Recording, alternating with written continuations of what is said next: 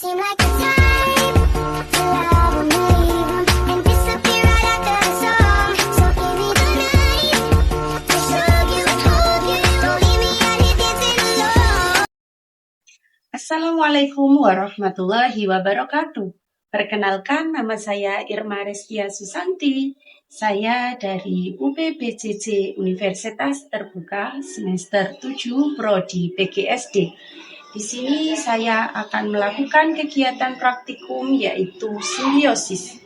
Sebelumnya kita ketahui dulu apa yang dimaksud dengan simbiosis. Simbiosis adalah hubungan atau interaksi atau hubungan timbal balik antara makhluk hidup dengan makhluk hidup lainnya. Nah, simbiosis itu terbagi menjadi 3 macam, yaitu simbiosis parasitisme, simbiosis mutualisme, dan simbiosis komensialisme. Yang pertama adalah simbiosis parasitisme. Simbiosis parasitisme adalah hubungan antara dua makhluk hidup di mana salah satu mendapatkan untung dan salah satunya mendapatkan rugi. Yang kedua adalah simbiosis mutualisme, di mana terdapat hubungan antara dua makhluk hidup di mana keduanya saling menguntungkan. Yang ketiga adalah simbiosis komensialisme, di mana terdapat dua hubungan antara makhluk hidup yang salah satunya mendapatkan untung dan makhluk hidup satunya tidak mendapatkan untung ataupun rugi. Nah, langsung saja pada kegiatan praktikum kali ini kita akan melakukan 3 praktikum juga. Yang pertama adalah simbiosis parasitisme, yang kedua simbiosis mutualisme, dan yang ketiga adalah simbiosis komensialisme. Alat-alat yang diperlukan adalah yang pertama handphone atau kamera, yang kedua lingkungan sekitar atau alam sekitar, dan yang ketiga adalah tabel pengamatan. Langsung saja kita lakukan kegiatan praktikum atau pengamatan di lingkungan sekitar.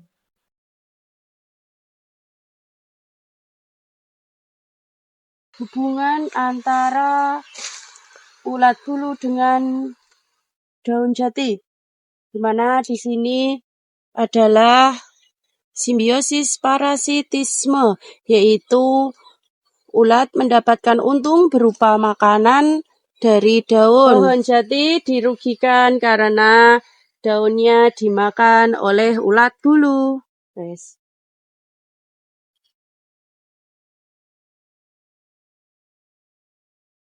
Terdapat hubungan antara belalang dengan padi. Belalang mendapatkan keuntungan berupa makanan dari daun, sedangkan daun mendapatkan kerugian karena daunnya akan menjadi rusak akibat dimakan oleh belalang. Ada hubungan antara hewan berupa woreng dengan bunga. Di sini termasuk simbiosis parasitisme, karena di sini yang diuntungkan hanya pihak woreng saja.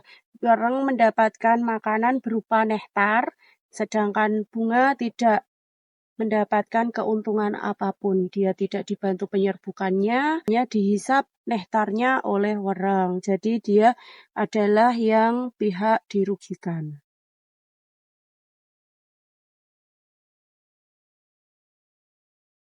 Hubungan antara kutu buah dengan serikaya, di mana serikaya dirugikan dan kutu buah mendapatkan untung. Kutu buah mendapatkan untung yaitu berupa mendapatkan makanan dari serikaya. Namun serikayanya mendapatkan rugi karena buahnya akan rusak karena dimakan kutu buah itu sendiri. Jadi di sini termasuk salah satu jenis simbiosis parasitisme. Simbiosis antara nyamuk dengan manusia. Hubungan antara kedua makhluk hidup ini disebut sebagai simbiosis parasitisme, di mana nyamuk diuntungkan karena mendapatkan makanan berupa darah dari manusia, sedangkan manusia akan merasa gatal karena sudah digigit oleh nyamuk. Hubungan antara semut rangrang dengan pohon berbuah atau tanaman berbuah, di mana semut rangrang mendapatkan untung berupa tempat tinggal dan semut rangrang membantu melindungi tanaman berbuah dari hama dan penyakit. Dalam hubungan ini, kedua spesies mendapatkan keuntungan dari interaksi tersebut. Hubungan antara lebah dengan bunga. Hubungan antara keduanya disebut sebagai simbiosis mutualisme. Lebah mendapatkan nektar dari bunga, sedangkan bunga dibantu proses penyerbukannya oleh lebah. Dalam hubungan ini, kedua spesies mendapatkan keuntungan dari interaksi tersebut. Hubungan antara kupu-kupu dengan bunga adalah contoh simbiosis mutualisme. Kupu-kupu mendapatkan nektar dari bunga, sedangkan bunga dibantu proses penyerbukannya oleh kupu-kupu. Hubungan antara bunga anggrek dengan pohon adalah salah satu contoh simbiosis komensialisme. Anggrek hidup menempel pada pohon, mendapatkan keuntungan dengan mendapatkan tempat tumbuh dan akses ke cahaya matahari, sedangkan pohon tidak mendapatkan keuntungan ataupun kerugian.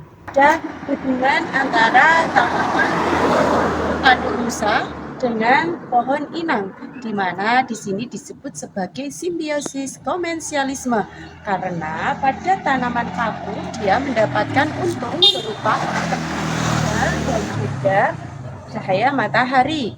Namun pada pohon inangnya atau pohon yang ditempelinya, dia tidak mendapatkan keuntungan ataupun kerugian apapun. Nah, di sini ada hubungan antara bunga dengan semut.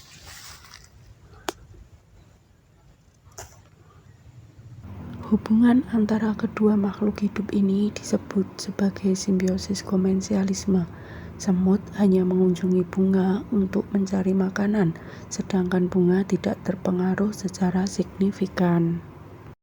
Hubungan antara semut hitam dengan pohon disebut sebagai simbiosis komensialisme, di mana semut hidup di pohon dan mendapatkan keuntungan dengan mendapatkan tempat tinggal, sedangkan pohon tidak terpengaruh secara signifikan.